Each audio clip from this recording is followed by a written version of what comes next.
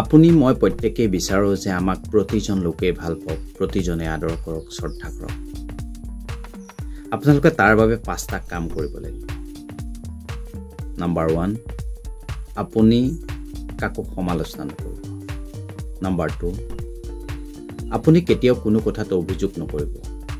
অভিযোগ কৰা মানুহক মানুহে সৰ্বসাধাৰণতে বেয়া পায়। অভিযোগ নকৰিব। নাম্বাৰ 3, আপুনি নাকান্দিব। কন্দা মানুহৰ সৈতে কোনো নাথাকে। কন্দা মানুহক মানুহে বিৰাট বেয়া পায়। কন্দা মানুহৰ পৰা সদায় আজিৰ দিনত আঁতৰি থাকিব বিচাৰে। নাম্বাৰ 4, কাকো অভিশাপ নিদিব। সদায় আনৰ মংগলহে চিন্তা কৰিব। কাকো কেতিয়াও অভিশাপ নিদিব। অভিশাপ দিয়াটো আমাৰ বাবে লক্ষ্য হ'ব নালাগে। অভিশাপ দিয়াটো আমাৰ কাম্য নহয়। সকলোকে আশীৰ্বাদ দিব, আশীৰ্বাদ কৰিব। নাম্বাৰ 5, কাৰো সৈতে নিজক তুলনা নকৰিব। আমি সৰ্বসাধাৰণতে তুলনা কৰোঁ।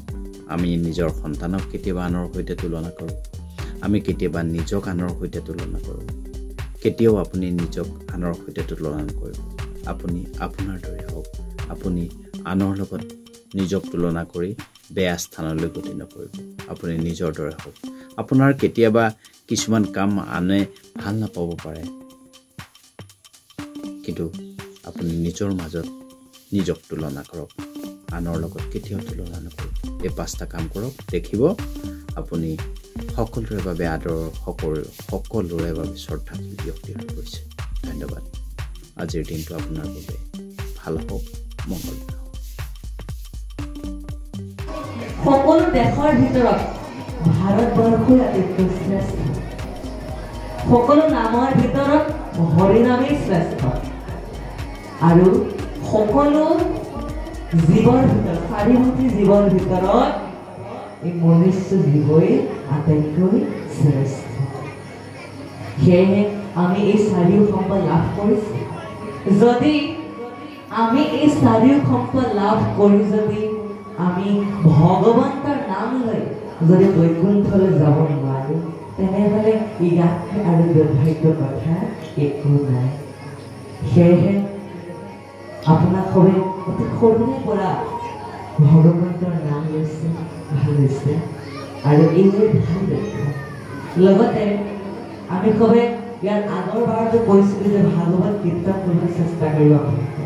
কাৰণ আমাৰ 2য় স্কন্ধৰ ভাগৱত ধৰ্মৰ অধ্যয়নে প্ৰকাশ কৰিছে কি বুলি, স্ত্ৰী বাল্য বৃদ্ধ সমস্তৰ অধিকাৰ সন্ধান কৰে নামে তেখেতে উদ্ধাৰ।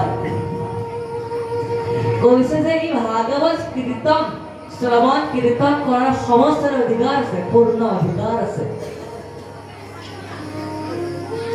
কেৱল আমাৰ ডেকাসকলে অধিকাৰ নাই বুলি প্ৰকাশ কৰিছে। স্ত্ৰী বাল্য বৃদ্ধ সমস্ত অধিকাৰ আছে ভাগৱত কীৰ্তন কৰিব। সেয়েহে আপোনালোকে কিন্তু ভাগৱত কীৰ্তন কৰিব আকৌ।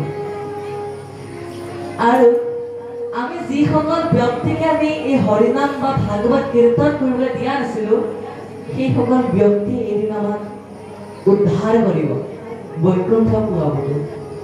আমাৰ নামঘৰত সুন্দৰভাৱে প্ৰকাশ কৰিছে কি বুলি, মাধৱে বুলন্ত মুক কৃষ্ণ কৃষ্ণ কৃষ্ণ বুলি সদায় সোমৰে যিটো জনে, জলসংগ হেন পদ্ম নৰকৰ পৰাকাক আপুনি উদ্ধাৰ ৰংগ মনে।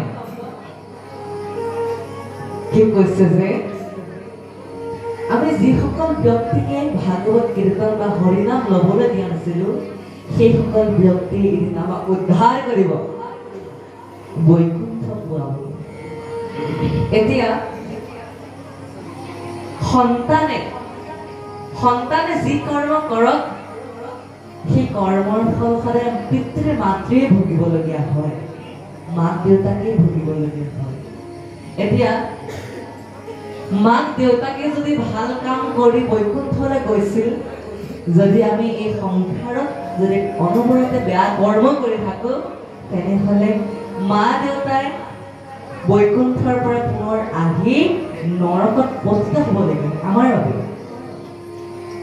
যদি মা দেউতাই বেয়া কৰ্ম কৰি নৰকত পতিত হ'বলগীয়া হৈছিলে, যদি আমি ভাল কৰ্ম কৰি এই পৃথিৱীৰ ধৰ্ম প্ৰচাৰ কৰোঁ তেনেহ'লে আমি মা দেউতাক উদ্ধাৰ কৰি বৈকুণ্ঠ পোৱাবগৈ পাৰিম। সেইকাৰণে পুত্ৰই যি কাম কৰে মাক দেউতাকে সেই কৰ্মফল ভুগিবলগীয়া হয়। যদি ভাল কাম কৰে ভাল ফল, যদি বেয়া কাম কৰে বেয়া ফল। সেয়েহে মোৰ সমনীয়াসকল, আপোনালোকে ভাল কাম কৰিবলৈ চেষ্টা কৰিব, অনবৰতে ভাল কাম কৰিবলৈ কৃষ্ণ। এতিয়া আমি সবে শেষত গুৰুজনাৰ ঘোষাৰে আপোনাৰ সবৰ মাজৰ পৰা বিদায় লোৱাৰ